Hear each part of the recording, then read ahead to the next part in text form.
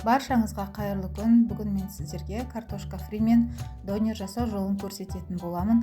Ол үшін осындай картошканың сыртын тазалап, өстіп соломка қылып, қатты жуан емес, қатты жіңішке емес, осындай орташа қылып турап аласыздар.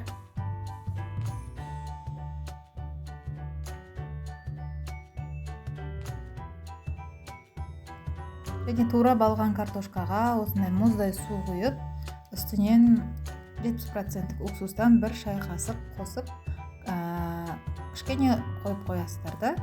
Сәлден кейін-ақ уже таза майлықтарыңызға картошканы сүзіп алып, әбден суынан сорғытамыз.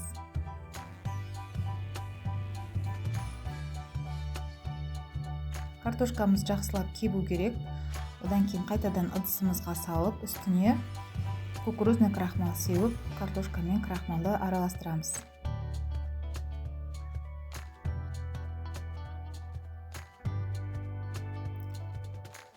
Қызып тұрған майымызға құйып қыздырып аламыз да. Картошкамызды осы 3-4 минутқа осылай арасы піскенге дейін қуырып аламыз.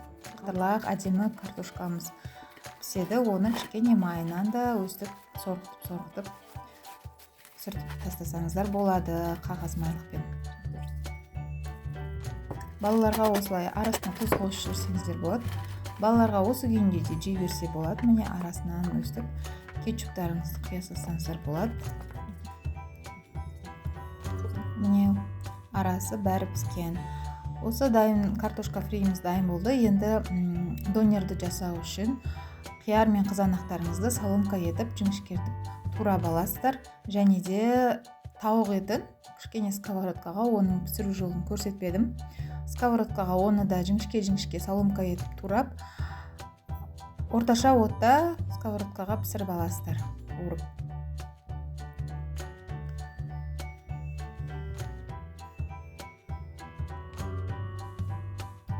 Енді соусын дайындап аламыз. Ол үшін кетчуп пен майонезімізді араластырып, сәл тұз қосып жіберсеңіздер болады.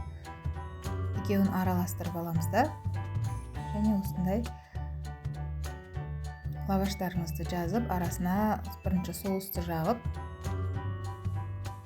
осы қолдағы жаңа дайындаған заттарыңызды үстін жинақтай бересіздер.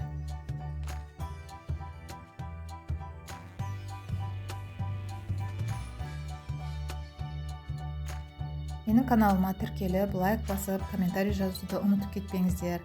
Сіздерге осындай аз ғана минутта осындай дәмді тағамдарды пісіру жолын көрсетіп отыратын боламын. Қоңырауша белгісін басып қойсаңыздар да болады. Менің жаңадан түсірген видеом сіздерге келіп отыратын болады.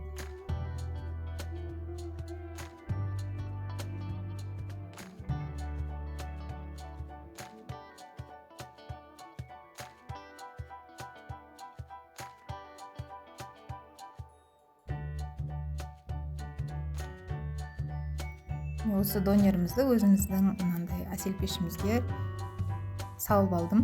Беті қытырлақ болып шыға келді, ысып.